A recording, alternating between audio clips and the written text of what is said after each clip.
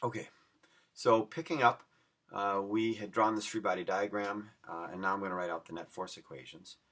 So this is the radial axis, and let's call that the x-axis. So along the radial axis, we have the tension, a string on a ball. Again, this is not quite like a tethered ball. This is more like a pendulum swinging back and forth. But that's not the only force along that axis. You have the components of weight. The weight vector has a component along the radial axis and another component along the x-axis.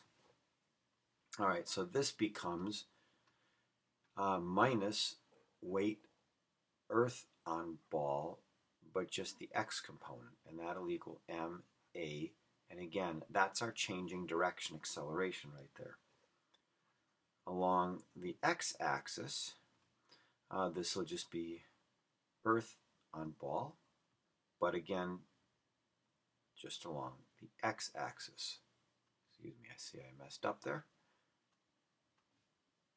Ball along the radial axis. Now this will equal max. And now in this case, there is a component along the x-axis, so this ball is going to be doing two things. It's going to have an acceleration directed this way, and that's the changing direction acceleration. That's this right here. And then it'll have another acceleration this way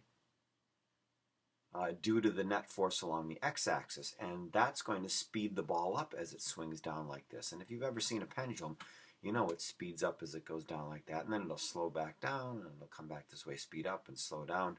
Anyway, this component of the weight is responsible for that changing speed. So this acceleration here is actually an acceleration of changing speed,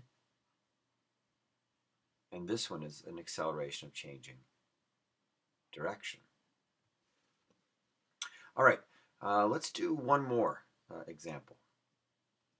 All right, and so in this one, I want us to imagine sort of a ride like the gravitron ride, where you got somebody right here, and this thing spins around, around and around and around, and maybe even the floor drops out, and the person doesn't slide down. All right, so let's take a look at what's going on with the physics of that. So here is our person. We're going to do our free body diagram. Now the center of the circle they're going around is right there. And so we can do an axis system like this.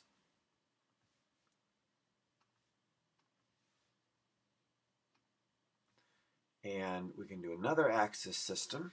Let's duplicate that and spin it around. And this will be the radial axis right here. And the other one will be the y-axis. All right, so let's label this one the radial axis and the y-axis. All right, now our free body diagram. Well, this guy is not slipping down. So in addition to the weight, earth on object, there is an upward friction from the ride, let's say, on the object. Maybe it's a person. Let's make it person. And then there's also an inward directed force. Otherwise, we wouldn't have a net force along the radial axis. We wouldn't have center directed acceleration, and we wouldn't be changing direction. The guy would fly out and the ride would break and all that bad stuff would happen. So this is normal force from the ride on the person. And then the net force equations look like this. One on the radial axis, we have normal force ride on person equals MAR. And then along the y-axis, we have friction ride on person minus earth on person equals MAY. And assuming the ride is operational, that should be 0. This, however, should not be 0. Again, this is an acceleration of changing direction, which is what we hope this person does on this ride as they enjoy the ride. All right, in the third segment, we'll take a look at swinging a bucket around your head, a bucket of water around your head.